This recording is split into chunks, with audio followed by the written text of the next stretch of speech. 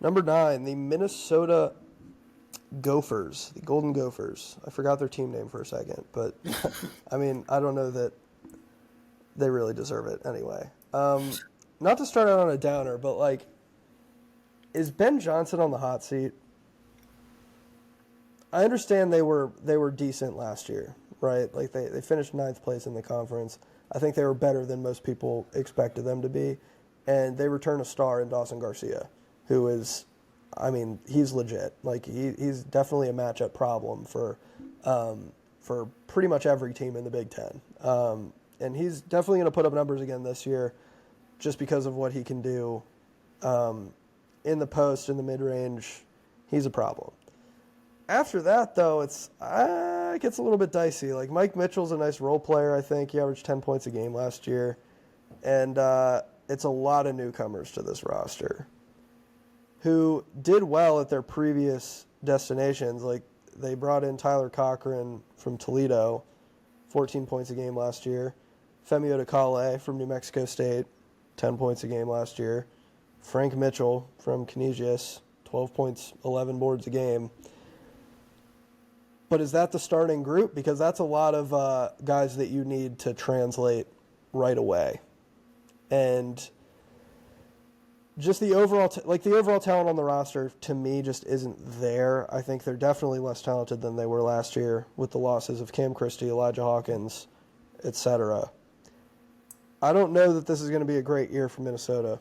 To me, it feels like a Dawson Garcia puts up numbies, and Minnesota is like bottom 4 in the Big Ten. I'm with you. I don't think Ben Johnson is on the hot seat for what it's worth. I do think that last season gave him a little bit of a runway. Whether or not you think that should be the case is up to the viewer. I mean, we have the other however many seasons before that, which we have the 2 seasons before that, which were not great.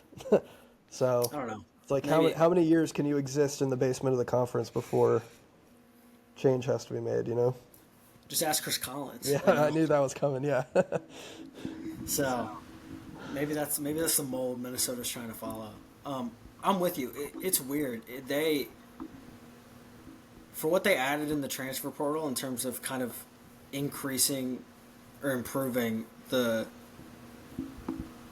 kind of, I guess, defensive pressure or upside within the backcourt, they kind of traded that off for like any of the creation or scoring or shooting that like last year's backcourt had. So it's like we talked about the 1-1 with like Walker and AJ Hoggard for Michigan State. That's kind of what Johnson traded for in the portal this year in the backcourt. And so like, yeah, are we really going to ask Dawson Garcia to protect the rim at the 5?